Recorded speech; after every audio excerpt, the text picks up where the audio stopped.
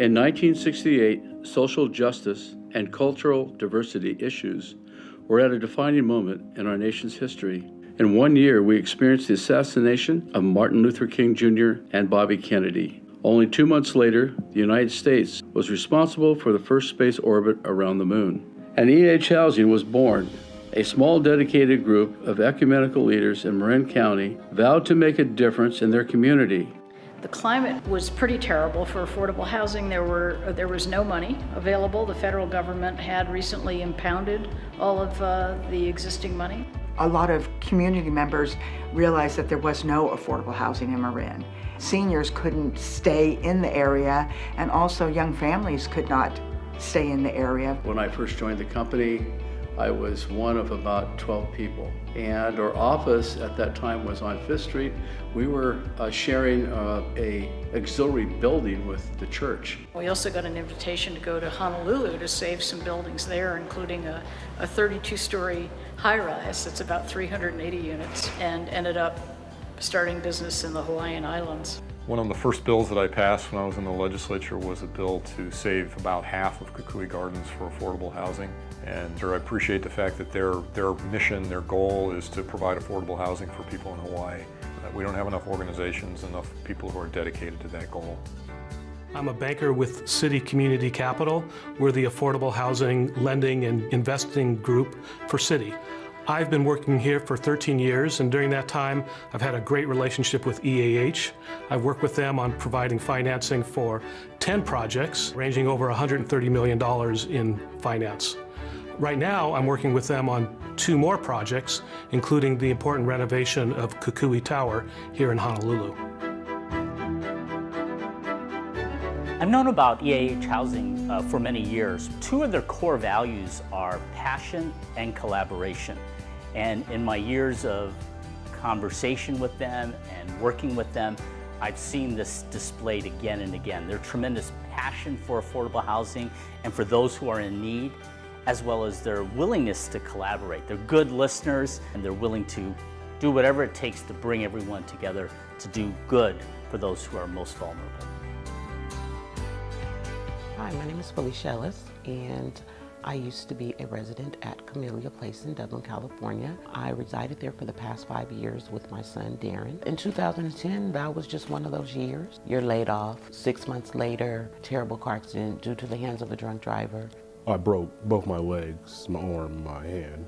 2 weeks after that, finding out the property you're renting is in foreclosure.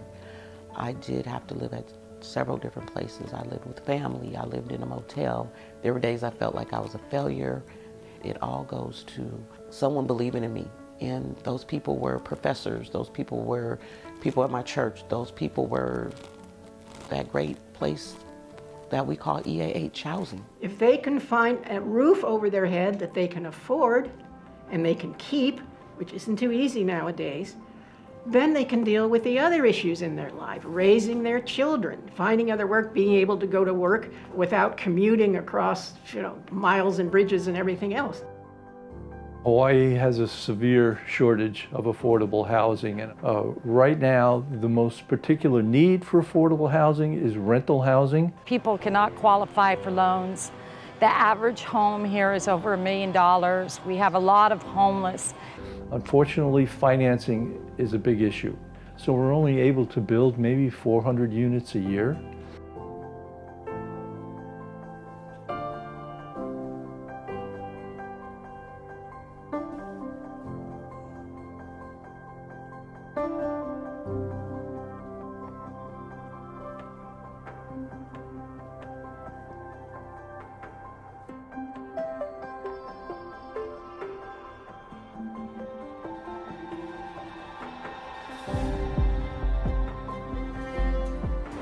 $3706 San Pablo, going to provide 87 units of multifamily affordable housing. The project consists of a 2-story parking garage, 4 stories of wood framing above that. This is the entire courtyard area. There's going to be pavers here. There's going to be play equipment. Their focus on quality is very high.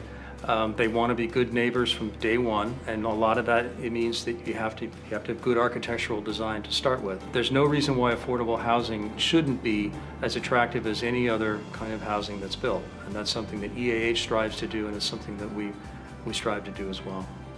One of the things that EAH has been involved with through their leadership team has also been advocacy in the public sector for additional housing subsidy that can help make housing affordable for people at the lowest economic levels. Through that advocacy work, we've seen a growing amount of subsidy coming into the affordable housing space that hopefully can make more and more high-quality housing available for low-income people.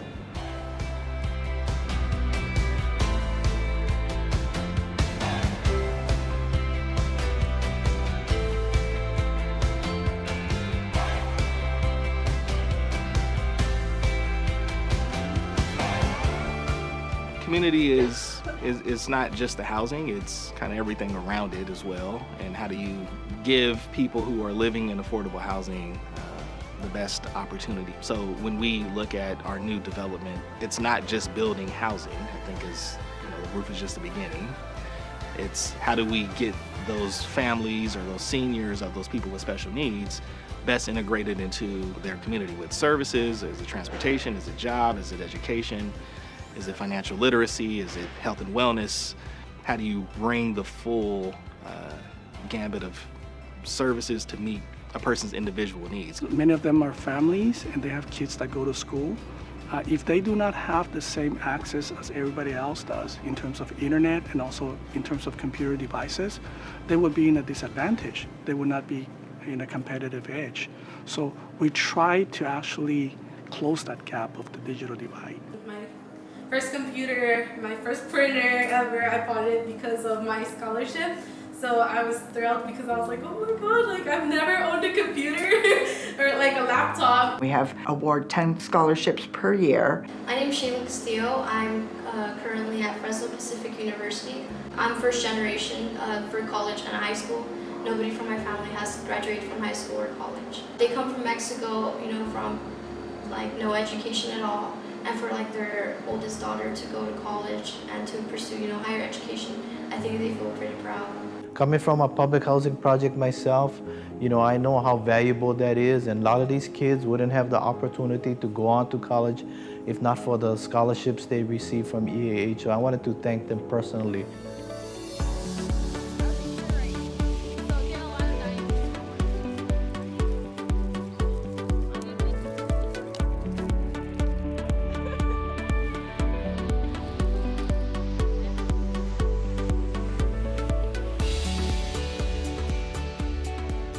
The growth has been substantial in the last 30 years. Now we're at about 110 properties that we manage and own. 2 years ago, we expanded to Los Angeles, and we're now working on our third property there. It's exciting to see the network grow of partners that we have in government, in other developers, in other regions, in advocacy groups, and how the whole network works together to build more affordable housing. Depending on, what sort of deals we're working on, we could be, meeting with local politicians, we could be meeting with architects, communities to discuss our upcoming developments, or we could be meeting with current residents to discuss pending rehabilitation of some of our existing portfolio. One of my fondest memories of EAH is when I was working on arranging financing for one of their affordable housing properties in Marin County. At Citibank, we have a whole team of people who work on a transaction, and it turns out that one of the key members of our team, our underwriter, had actually lived in that very same property when she was growing up. We are very, very pleased to be a partner with the EAH, and there's nothing we wouldn't do for them. One of the things that I've appreciated the most about the organization is the people themselves, and I found that everyone is very down to earth, very results-based, and just wants to collaborate and get to a common goal. You're going to live as long as you're going to be remembered, and I believe EAH is going to be living and remembered for a long time. Affordable housing is real estate, but it's real estate with a heart. It's understanding the need to keep people living in the communities that they call home. Hi, my name is Barbara Sturt. I live here in Centertown in San Rafael. I live with a disability and I live in an accessible apartment complex. Ren is trained to tug, to pull open doors, to pull open drawers, to pull open refrigerators. And I have a daily helper. All these things help me live independently. I have grab bars in the bathroom, lower countertops, income-based rent, which all leads into a wonderful lifestyle. Well, now we're at over 470 people and managing 9,000 units and about to build our 8,000th unit of affordable housing, and it's all beautiful and filled with residents who really are benefiting. We've changed the lives of so many people in those 50 years, and we're going to continue to do that for another 50 years. You know, I'm so grateful I fell into this job. I can't believe I got this job 32 years ago. I am very grateful. I couldn't live otherwise. I would be living in a car. This has given me some hope. Man, you don't know how happy I am. This has put me in a position to where I can keep moving forward. I got my own place with my own name on it. I hope this continues. I only wish more people could enjoy it. Happy birthday, EAH!